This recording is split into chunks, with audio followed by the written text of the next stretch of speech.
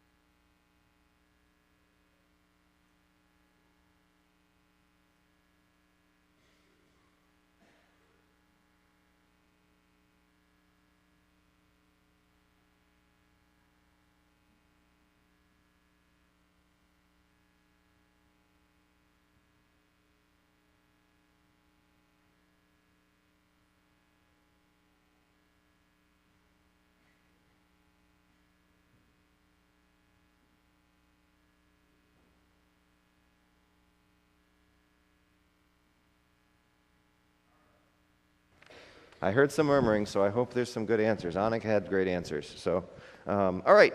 So, first 4 verses. How would you summarize them? What's going on here? What's the prophet's issue? What do you think? Why do bad things happen? And? Where are you in them? Sure. How would you describe his tone here? Complaining? Yep. What else? Angry, absolutely. God, you can see all this stuff going on. How come you're not listening? You know, we've been crying to you. We've been yelling at you. We've said, look, all these awful things are going on, and you're not listening. A lot of frustration going on in Habakkuk's world. All right, next. Let's take a look at chapter 2, all right? We have the beginning of chapter 1. Let's take a look at the beginning of chapter 2. All right, again, we read the first 4 verses of chapter 2. Similar question. What's God's response to the prophet? All right, so again, just take a couple minutes. Ready, go.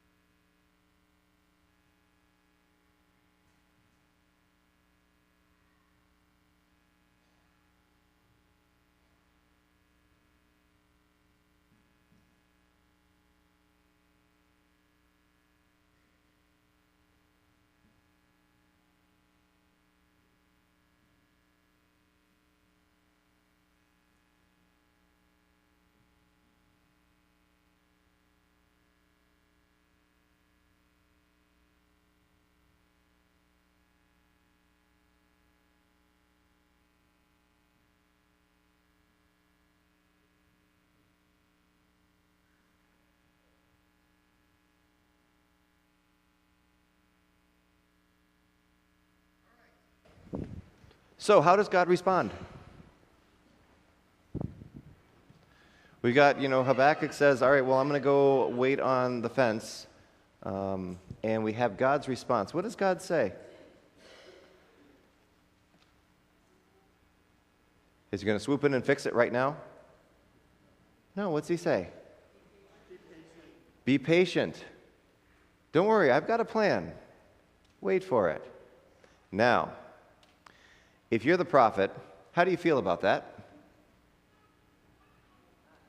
Not happy.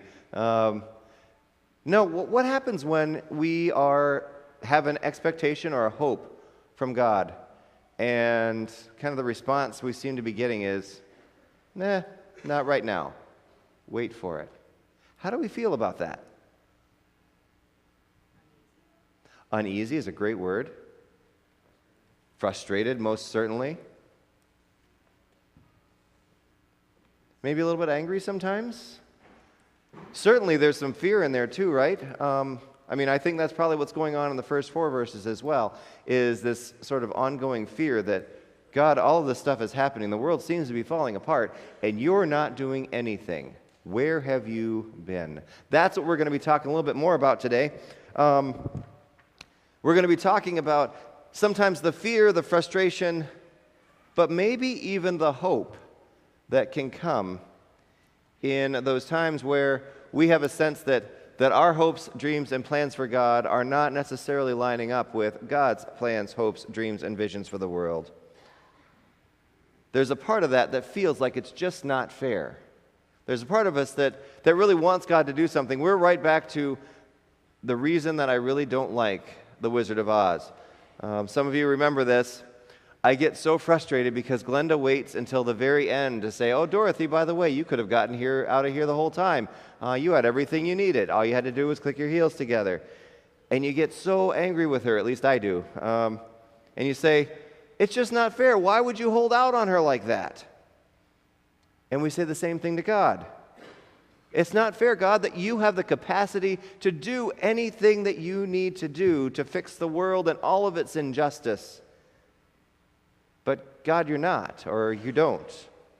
It's not fair that we should have so much pain and suffering in the world when God could change everything. So why not? Why not just act and fix it, God? We get impatient. We experience some of this desperation. We look around us and we have the same words that the prophet had, right? Justice never prevails. The wicked are all around us, and any kind of justice that comes out of it or any kind of judgment that comes out of it is perverted and twisted, and none of it is right, Lord. What are some of the world's injustices right now? What are some things that come to mind right off the bat? Non-rhetorical. What are you thinking? Refugee crisis, absolutely. Their treatment, their opportunities for hope, thank you. What others?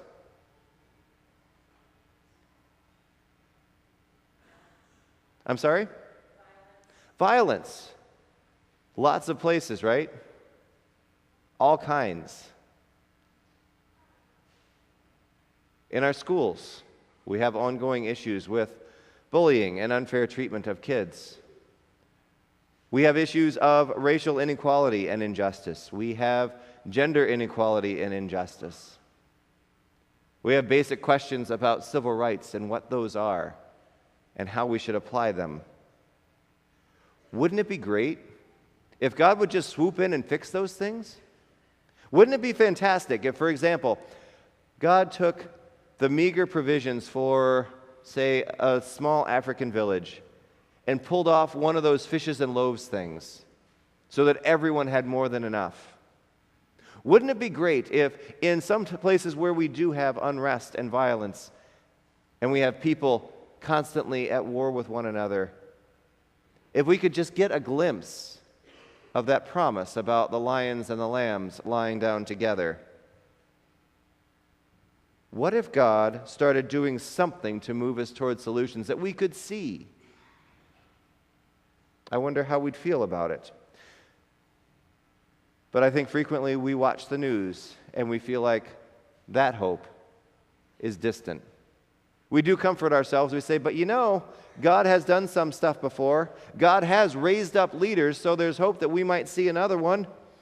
We've seen these great people emerge who have led us in national, international, all kinds of ways towards peace and solutions towards a better world.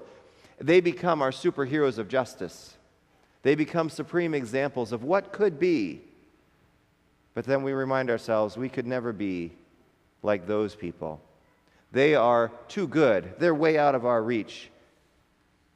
And then we find ourselves lamenting that they're just too rare. And we find ourselves again despairing because there's just not any more. But folks, that's our problem. You know, when Martin Luther King Jr. was assassinated in Memphis, as he lay dying on the balcony of the Lorraine Motel, Andrew Young, who is one of Dr. King's trusted advisors and one of his closest friends, kept saying, "It's over. It's all over." But in that moment, Ralph Abernathy, again, another very close colleague, who was holding King as he died, looked right back at him and said, "Don't say that. It's never over. It will never be over." Friends, it's not over. It will never be over. The headlines we see in the news channels, those bits of doom and gloom that seem to surround us and show up on our news feeds, folks, those aren't the final word. They don't get to put the period at the end of the sentence. Take a look at our gospel for today. The disciples who have been in the middle of some very difficult teachings from Jesus, they pray that they might have more faith. They've heard what was just said about, for example, how many times they're supposed to forgive their enemies. The answer is a lot. They've heard that, you know, if you're going to cause someone else to stumble in faith, there are some pretty harsh consequences that involve things like a millstone and a large body of water. And they hear these things and they're afraid. And they say, "Lord, give us more faith so that we can do this hard thing that's in front of us." And Jesus comes back with really one of his harshest gotcha comments, I think. Jesus looks back at them and says, "You know, if you had even just a little bit of faith, you could do what everyone seems to think is impossible." It's a pretty harsh word to come back from. But Jesus is saying the gift of faith is what's going to change the world. That gift of faith, given freely, is what keeps us mindful that God is always at work. Even when we can't necessarily see God, we know that God's up to something. And Jesus says, trust, have faith. Again, calling to mind what Habakkuk heard from God. There is a vision. Don't worry. If it's not happening right now, wait for it. During World War II, maybe you've heard, I'm sure many of you have, about the men and women who formed that heroic underground force in France, a resistance movement to the Nazis. They had some doubters. There were folks who would have said to them, how can you even think about overthrowing the powerful Nazis? Together, you're nothing. You're this ragtag collection of amateurs, really. You're outnumbered. You're poorly resourced. You don't stand a chance against such a strong military presence that's occupying our country. They could have given up. They could have just accepted their fate. Yep, you're right. We are way overmatched in this. But instead, their whole movement seemed to say, no, you don't understand. While we struggle inside against these forces that are occupying our country, we know that there is an enormous army just across the English Channel. They're amassing, they are training, they're getting ready, and no one knows when that signal is going to be given, but when it is, there will be an armada of ships coming our way. There will be army upon army who will be taking on to the shores. And when they get here, we're going to join with them, and we're going to push on together to victory. It's the same with us. There are tough things in our world. It's super easy for us to look around and say, God, where have you gone? We don't know what you're up to. But we also know that this is not a new thing. I mean, my gosh, Habakkuk was writing how long ago? This is not a new thing, and we know that God has given time and time again faith to endure, to persevere, to look forward to what God's going to do next, to hope for something different in the world, something healing, something holy. And then we go back to Jesus' words and we realize there's a little bit more to what he was saying. It's not that we just need to hang on to our faith, and it's not that we need to expect to be superheroes. The second part of our gospel reading today reminds us, we just have to do our jobs. Have faith, he says, and do what you do. Use the gifts that you have and do that thing that you're good at to change the world. When you see injustice, dare to hope that you can see it, you can do something about it. When you're faced with a situation that demands action, you see it, you recognize it, do it, act. The world's problems aren't over, to be sure. But God has given each of us all that we need to share compassion with those who are in pain, to be loving to all of God's creation, to extend support to those who are afraid and confused, to speak up against evil in our midst, whether it's around the dining room table, around the table at the coffee shop, in a community meeting, wherever it is, to stand with those who are victims, who have a tough time standing on their own. Folks, these are things we can all do with the faith that God will work through those actions, as simple as we may think they are, to do something big. And friends, that's how our world can change. That little tiny gift of faith that says, whatever it is I do, God can use that to change the world. And I'm excited for that. Friends, that's how the kingdom is built. Amen.